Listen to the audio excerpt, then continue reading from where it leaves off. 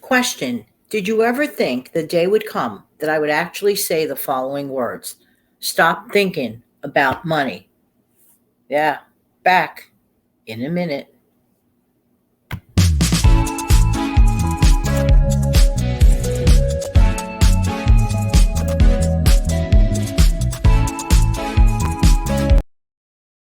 Hi, this is Jan from New York City, and my channel name is Jan from New York City Saves Money. How's everybody doing today? Hope, as always, that this video finds everybody doing well. If you are brand new here, welcome, welcome, welcome. If you are a returning viewer, subscriber, a sincere and humble thank you, thank you, thank you. If you're just dropping by for once, thank you so much for stopping by. I hope you come back one day. Going to talk to you today about a different approach when it comes to saving money. I think sometimes the two words put together sometimes puts an unnecessary stress that can be kind of negative and feel like almost like a burden after a while. What words am I saying? Saving money, save money. Now, don't get me wrong.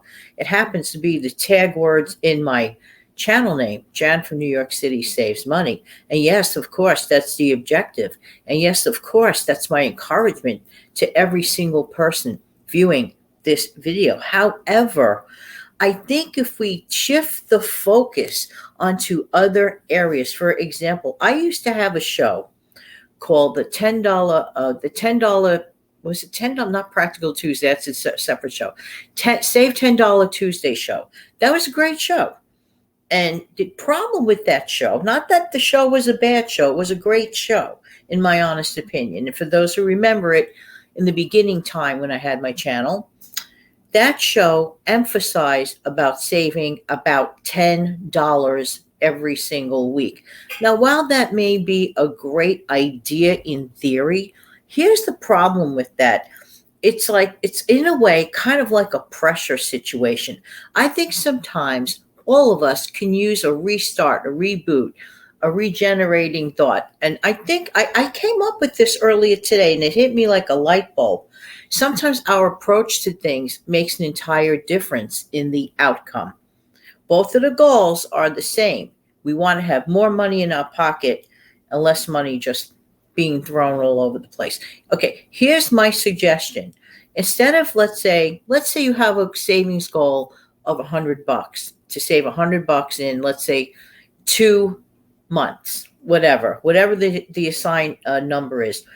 Instead of that, try a different approach. Let's see how it works. Maybe it will work, maybe it won't work, but this may be a better suit for you. What am I saying?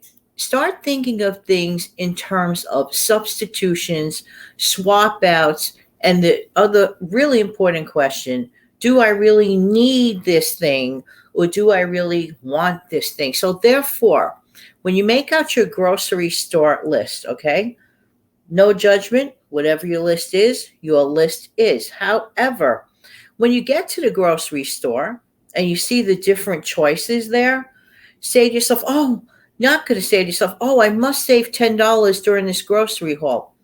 Instead, keep asking yourself the following questions. Is this really a want, or is this really a need? Can I swap out chicken instead of porterhouse steak this week? Simple questions. Can I take a canned item that I have multiple ones of that I should be rotating by now in my stockpile, perhaps, and utilizing that item from my own pantry? Should this be, even before you leave the house, ask yourself, should this be the week that I do my pantry shopping, because it is simply time to rotate some of my stock and keep it nice, fresher, and up to date? And maybe that particular week, you may not want to fork out the actual cash. So you see what I'm saying here? It's not only about, okay, it's great to have goals. Goals are important and they are necessary. But sometimes I think when we approach things with too much rigidity to it, it actually has a counter effect in a negative way. It doesn't work out. It's not really the greatest thing to do. You go to a department store back in the day and you picked out the kind of shoes that fit you. you want the shoes, but you want to make sure you buy the pair that fits you, fits your style, fits your feet's comfort level, your activity level, the right fit, or a pair of gloves. You want the right fit, or a hat, for example.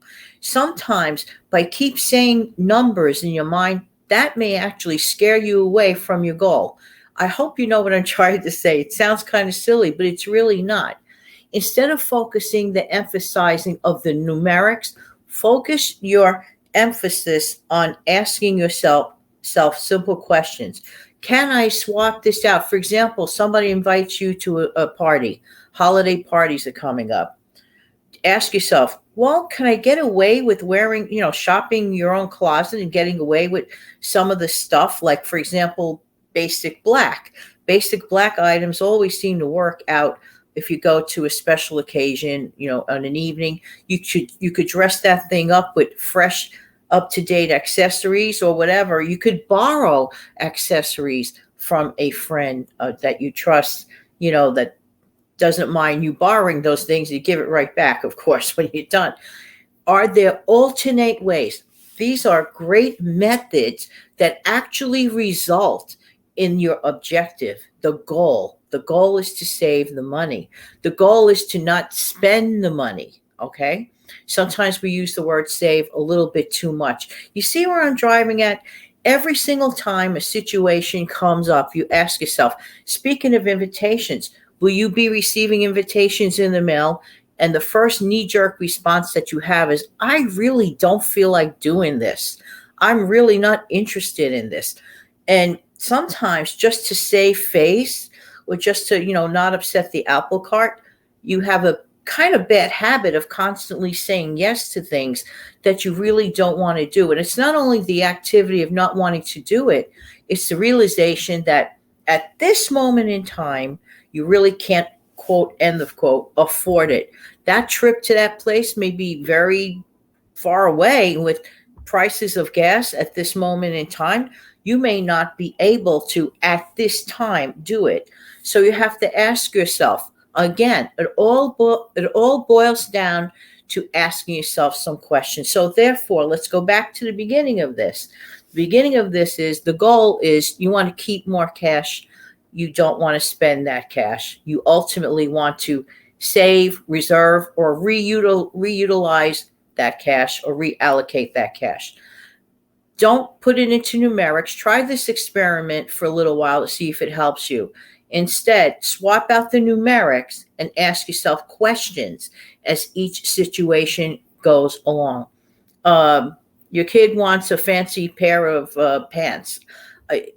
You have to be honest and say, I hate to disappoint you, but right now is not a great time for this fancy pair of pants or outfit or whatever.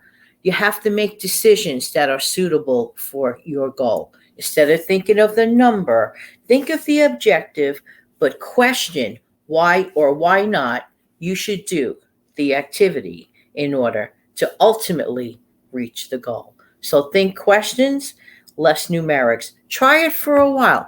That might be the better fit for you. And for others, thinking of the numbers itself may be the thing that resonates better for you. But just think, there are alternatives in how we approach and get whatever we need to do. Hope this helps.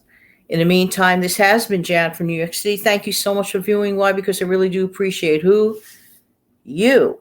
Don't forget to come back in the future for some more savings, tips, tricks, recipes, and whatever else comes up. Have an amazing, fantastic day. I'm going to end the broadcast, and I'll be back with a wave.